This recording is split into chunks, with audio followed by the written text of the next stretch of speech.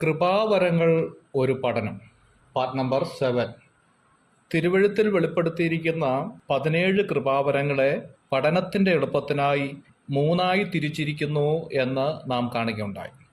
അടിസ്ഥാനപരമായ കൃപാവരം എന്ന പേരിൽ 2 എണ്ണവും, താൽക്കാലികം എന്ന പേരിൽ 4 എണ്ണവും, സ്ഥിരമായ കൃപാവരം എന്ന പേരിൽ 11 കൃപാവരവും. ഇങ്ങനെ 17 കൃപാവരങ്ങളെക്കുറിച്ചാണ് തിരുവെഴുത്തിൽ നമുക്ക് കാണാൻ സാധിക്കുന്നത്. അടിസ്ഥാന കൃപാവരത്തിൽപ്പെട്ട അപ്പസ്തോലനും പ്രവാചകനും എന്ന കാര്യത്തെക്കുറിച്ച് നാം ചിന്തിക്കുകയുണ്ടായി. ഇന്ന് 2ാം ഗണത്തിൽപ്പെട്ട താൽക്കാലിക വരങ്ങളായ 4 എണ്ണമാണ് ചിന്തിക്കാൻ ആഗ്രഹിക്കുന്നത്. 1.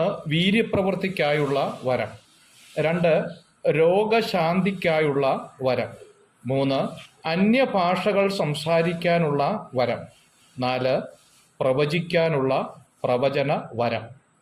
ഈ 4 എണ്ണമാണ് താൽക്കാലിക വരങ്ങൾ അഥവാ ടെമ്പററി ഗിഫ്റ്റ്സ് എന്ന പേരിൽ അറിയപ്പെടുന്നത്. കൃപാവരങ്ങളെക്കുറിച്ച് രേഖപ്പെടുത്തിയിരിക്കുന്ന പുസ്തകങ്ങൾ 1 കൊരിന്ത്യർ 12-ാം അധ്യായത്തിൻ്റെ 8 മുതൽ 11 വരെയുള്ള വേദഭാഗം, റോമാലേഖനം 12-ാം അധ്യായത്തിൻ്റെ 3 മുതൽ 8 വരെയുള്ള വേദഭാഗം, എഫെസ്യ ലേഖനം 4-ാം അധ്യായത്തിൻ്റെ 11 മുതൽ 16 വരെയുള്ള വേദഭാഗങ്ങൾ ഇവയാണ്.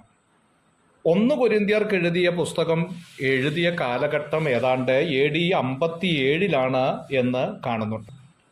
AD 57 എഴുതിയതായ കൊരിന്ത്യ ലേഖനത്തിൽ കൃപാവരങ്ങളെക്കുറിച്ച് പറയുമ്പോൾ 9 എണ്ണമായി കാണുന്നുണ്ട്.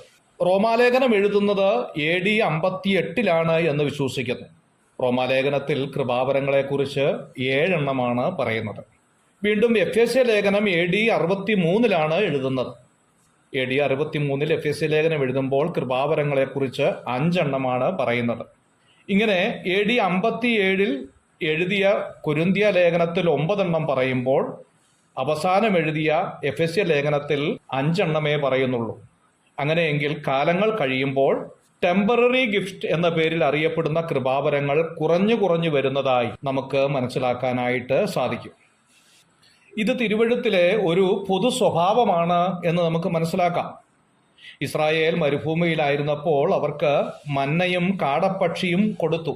മാത്രമല്ല അവരുടെ യാത്രയിൽ അത്ഭുതങ്ങളും അടയാളങ്ങളും ഉണ്ടായിരുന്നു എന്ന് നമുക്ക് കാണാം. എന്നാൽ അവർ കനാൻ നാട്ടിൽ എത്തിയപ്പോൾ അവരുടെ മന്നയും കാടപ്പക്ഷിയും നിന്നുപോയതായി നാം കാണുന്നു. അത്ഭുതങ്ങൾ പിന്നീട് കാണാറില്ല. ദൈവം ചില സമയത്ത് പ്രത്യേക നിലയിൽ ദൈവജനത്തോട് ഇടപെടാറുണ്ട് എന്നതിൻ്റെ ഒരു തെളിവാണ് ഇത്.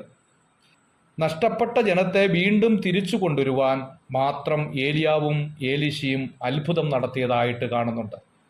ഇവരുടെയും അത്ഭുതങ്ങൾ വീണ്ടും കാണാൻ സാധിക്കുന്നില്ല എന്നുള്ളതാണ് വാസ്തവം. യോഹന്നാന്റെ സുവിശേഷം 20-ാം അധ്യായത്തിന്റെ 30 മുതലുള്ള വേദഭാഗത്ത് ഈ പുസ്തകത്തിൽ എഴുതിയിരിക്കുന്നതല്ലാതെ മറ്റനേക അടയാളങ്ങളും യേശു തന്റെ ശിഷ്യന്മാർ കാണുകയെ ചെയ്തു. യേശു ദൈവപുത്രനായ ക്രിസ്തു എന്ന് നിങ്ങൾ വിശ്വസിക്കേണ്ടതിനും വിശ്വസിച്ചിട്ട് അവന്റെ നാമത്തിൽ നിങ്ങൾക്ക് ജീവൻ ഉണ്ടാകേണ്ടതിനും തന്നെ ഇത് എഴുതിയിരിക്കുന്നു എന്ന് കാണുന്നു. തിരുവെഴുത്തിൽ കാണുന്ന പല അത്ഭുതങ്ങളും അടയാളങ്ങളും യഹൂദന്മാർക്കും മറ്റുള്ളവർക്കും യേശു ദൈവമാണ് എന്ന് തിരിച്ചറിയേണ്ടതിനും അവർ വിശ്വസിക്കുവാനും അവർക്ക് ജീവൻ ഉണ്ടാകുവാനുമാണ് എന്ന് ഇവിടെ രേഖപ്പെടുത്തിയിരിക്കുകയാണ്. 7 അടയാളങ്ങളാണ് യേശു ചെയ്തതായി നമുക്ക് തിരുവെഴുത്തിൽ കാണുന്നത്. യോഹന്നാന്റെ സുവിശേഷം 2-ാം അധ്യായത്തിന്റെ 1-ാം വാക്യത്തെ വെള്ളം വീഞ്ഞാക്കിയതായി നാം കാണുന്നു. യോഹന്നാന്റെ സുവിശേഷം 5-ാം അധ്യായത്തിന്റെ 1-ാം വാക്യത്തിൽ ബെഥേസ്ദാ കുളക്കടവിൽ മുടന്തന് സൗഖ്യം കൊടുക്കുന്നതായി കാണുന്നു. 9-ാം അധ്യായത്തിന്റെ 1-ാം വാക്യത്തിലേക്ക് വരുമ്പോൾ കുരുടനെ സൗഖ്യമാക്കുന്നതായി കാണുന്നു. 4-ാം അധ്യായത്തിന്റെ 46-ാം വാക്യത്തിൽ രാജഭൃത്യന്റെ മകനെ ഉയർപ്പിക്കുന്നതായി കാണുന്നു.